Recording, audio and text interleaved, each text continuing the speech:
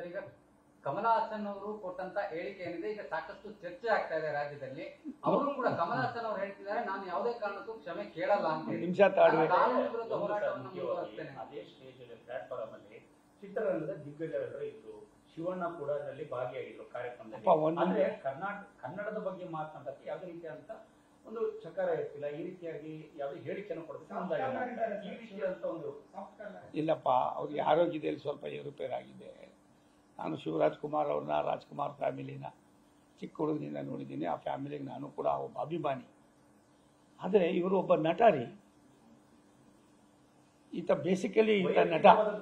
ಒಂದು ನಿಮಿಷ ತಾಳಿ. ಬೇಸಿಕಲಿ ಈತ ನಟ. ಅವನ ಜೀವನನೇ ಜನ ಕೊಟ್ಟಿರೋ ಕಾಸು. ಅವನ ನಟನೆ ಅವನ ಪ್ರತಿಭೆ.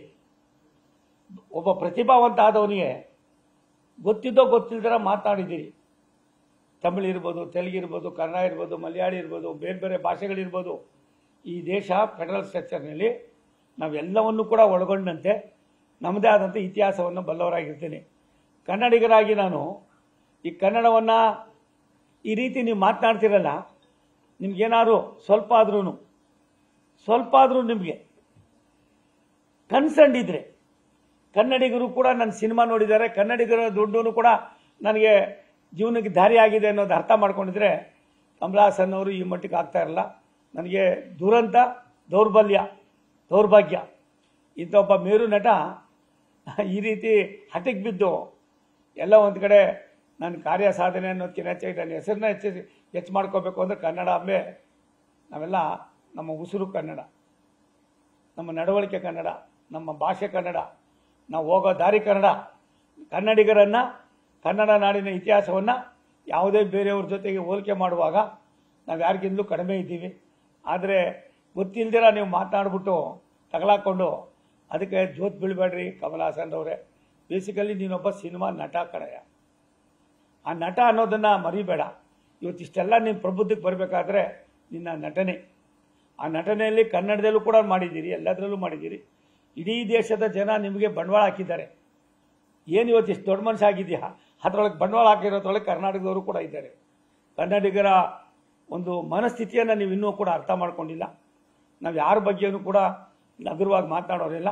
ಎಲ್ಲ ಭಾಷಿಕರು ಜನ ನಾವೊಂದು ತಾಯಿಯ ಮಕ್ಕಳಾಗಿ ಬಾಳ್ಮೆಯನ್ನು ಮಾಡ್ತಾ ಇದ್ದ ಸಂದರ್ಭದಲ್ಲಿ ಈ ರೀತಿಯಾದ ಭಾಷೆಯನ್ನು ಮಾತಾಡಿದ್ಮೇಲೆ ನೀನು ಮಾತಾಡಿರೋದು ನೀನು ತಪ್ಪು ಅಂತ ಗೊತ್ತಾಗಿದೆ.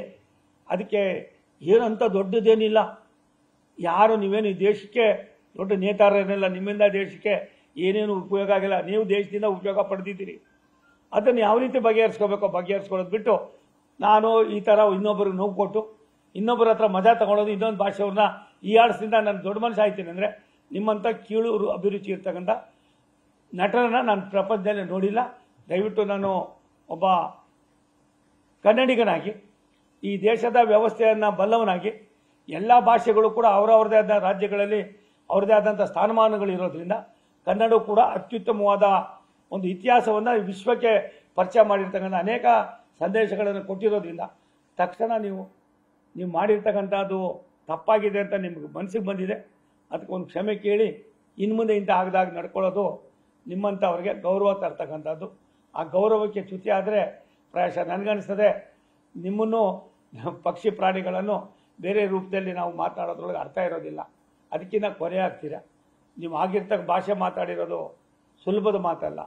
ಒಂದು ಭಾಷೆಯನ್ನು, ಒಂದು ಭಾಷಿಗರನ್ನು, ಯಾವುದೇ ಭಾಷೆ ಆಗಿರಲಿ, ಕನ್ನಡ ಇರ್ಬೋದು, ತಮಿಳು ಇರ್ಬೋದು, ತೆಲುಗು ಇರ್ಬೋದು, ಮಲಬಾರಿ ಇರ್ಬೋದು, ಮರಾಠಿ ಇರ್ಬೋದು, ಎಲ್ಲವೂ ಕೂಡ ಆಯಾ ರಾಜ್ಯಗಳ ತಾಯಿ ಭಾಷೆಗಳು. ಆ ತಾಯಿ ಭಾಷೆಗಳಿಗೆ ಅವಮಾನ ಮಾಡ್ತಕ್ಕಂಥದ್ದಕ್ಕೆ ನೀವು ಎಷ್ಟು ಮಟ್ಟಿಗೆ ಸರಿ ಅನ್ನೋದು ಅರ್ಥ ಮಾಡಿಕೊಂಡು ಇವತ್ತು ಕೂಡ ನೀವು ಅದಾಗಿರ್ತಕ್ಕಂಥ ತಪ್ಪನ್ನು ಸರಿಪಡಿಸ್ಕೊಳ್ಳೋದು ಸಮಂಜಸ ಅನ್ನೋದು ನನ್ನ ವೈಯಕ್ತಿಕವಾದ ಭಾವ. ಈ ವಿಚಾರದಲ್ಲಿ ಈಗ ಸಿನಿಮಾ ರಂಗದ ಯಾವುದೇ ಒಬ್ಬ ವ್ಯಕ್ತಿ, ನಟಿ ಇರ್ಬೋದು ಅಥವಾ ಅವರ ಒಕ್ಕೂಟ ಯಾರು ಕೂಡ ಕನ್ನಡ ವ್ಯಕ್ತಪಡಿಸೋದಕ್ಕೆ ಮುಂದಾಗಿಲ್ಲ. ಅಂದ್ರೆ ಎಲ್ಲರಿಗೂ ಕೂಡ ಕನ್ನಡ ಬೇಕು, ಆದ್ರೆ ನಟಿಯರು ಇದುವರೆಗೂ ಎಚ್ಚೆತ್ಕೊಂಡಿಲ್ಲ ಅಂತ. ನೋಡಪ್ಪ, ಯಾರು ಎಚ್ಚೆತ್ಕೊಳ್ಳಿ ಬಿಡ್ಲಿ, ಈ ದೇಶಕ್ಕೆ, ಈ ನಟಿ, ಈ ಒಂದು ಭಾಷೆಗೆ, ಕನ್ನಡಕ್ಕೆ ಸಾರ್ವಭೌಮತೆ, ಕನ್ನಡಕ್ಕೆ ಸಾರ್ವಭೌಮತೆ, ಕನ್ನಡದ ಸಾರ್ವಭೌಮತೆಯನ್ನು ಬೇರೆ ಯಾರ ಜೊತೆಯಲ್ಲೂ ಕೂಡ ಹೋಲಿಕೆ ಆಗದಂಥ ಅನೇಕ ಸನ್ನಿವೇಶ ಸಂದರ್ಭವನ್ನು ಸಾವಿರಾರು ವರ್ಷಗಳ ಹಿಂದೆ ಕೊಟ್ಟಿರ್ತಕ್ಕಂಥ ಕೊಡುಗೆ ಇದೆ. ಆದ್ದರಿಂದ ಇದು ಯಾರೋ ಚಿಟ್ಟೆಪಟ್ಟೆ ಕಮಲ್ ಹಾಸನ್ ಇವರೆಲ್ಲ ಅವರು ಹೇಳಿಕೆ ಕೊಟ್ಟಂತ ಸಂದರ್ಭದಲ್ಲಿ ಶಿವರಾಜ್ ಕುಮಾರ್ ಅವರು ಕೂಡ ಅದೇ ರೀತಿ ಅವ್ರಿಗೆ ನಿಂತ್ಕೊಂಡಿರ್ತಾರೆ. ನನಗೆ ನಿನ್ನೆ ವೇದಿಕೆಯಲ್ಲಿ ಮಾತನಾಡ್ಲಿಕ್ಕೆ ಆಗದೇ ಇದ್ದಂತ ಸಂದರ್ಭದಲ್ಲಿ ನಂತರ ಮಾಧ್ಯಮದಲ್ಲೂ ಕೂಡ ಈ ಒಂದು ವಿಚಾರನ ಶಿವರಾಜ್ ಕುಮಾರ್ ಅವರು ಚರ್ಚೆ ಮಾಡಿಲ್ಲ. ಇದು ಸಾಕಷ್ಟು ಚರ್ಚೆ ಆಗ್ತಾ ಇದೆ. ನಾನು ನಿನ್ನೆ ಜಯಲಲಿತಾ ಅವರ ಜಯಮಾಲ್ ಅವರ ಸ್ಟೇಟ್ಮೆಂಟನ್ನು ನೋಡಿದೆ. ನಾನು ಇಷ್ಟು ಮಾತ್ರ ಹೇಳ್ತೀನಿ, ನಮ್ಮ ಉಸಿರು ಕನ್ನಡ. ಅದಕ್ಕೆ ಆಘಾತ ಆದಾಗ ನಾವು ಯಾರೂ ಕೂಡ ದೊಡ್ಡವರಲ್ಲ. ಆ ಉಸಿರಿದ್ರೆ ಮಾತ್ರ ನಾವೆಲ್ಲ ದೊಡ್ಡವರಲ್ಲ. ಆ ಉಸಿರು ಇಲ್ಲದೆ ನಾವ್ಯಾರೂ ದೊಡ್ಡವರಲ್ಲ. ನಾನಿವತ್ತು ಭಾರತ ಸರ್ಕಾರದ ಮಂತ್ರಿ ಆಗಿರೋದಕ್ಕೆ ಕಾರಣ ಕನ್ನಡಿಗರ ಹೃದಯ ಶ್ರೀಮಂತಿಕೆ. ಹಾಗಂದ್ಬಿಟ್ಟು ಬೇರೆ ಭಾಷೆಯವ್ರನ್ನ ಹೀಯಾಳಿಸೋದಾಗಲಿ, ಬೇರೆ ಭಾಷೆಯವ್ರನ್ನ ಇನ್ನೊಂದು ರೂಪದಲ್ಲಿ ಕಾಣ್ತಕ್ಕಂಥದ್ದು ನಮ್ಮ ಧರ್ಮ ಅಲ್ಲ. ಅಂತ ಕೆಲಸ ಮಾಡಿರ್ತಕ್ಕಂಥ ಕಮಲ್ ಹಾಸನ್ ಅವರು ಯಾರನ್ನ ಉದಾಹರಣೆ ಕೊಡೋದು, ಇನ್ನೊಬ್ರು ಏನು ಹೇಳಲಿಲ್ಲ ಅನ್ನೋದು ಬಿಟ್ಬಿಟ್ಟು ನೀವು ಮಾಡಿರೋ ತಪ್ಪನ್ನು ನೀವೇ ಅರ್ಥಕೊಂಡು ದಯವಿಟ್ಟು ಅದಕ್ಕೆ ಅಂಕಿತವನ್ನು ಆಡಬೇಕು ಅಂತ ನಾನು ಅವರಲ್ಲಿ ಆಗ್ರಹಪಡಿಸ್ತೀನಿ. ನ್ಯೂಸ್ ಫಸ್ಟ್ ನಿರ್ಭೀತಿಯಿಂದ ನಿಮ್ಮ ಪರವಾಗಿ.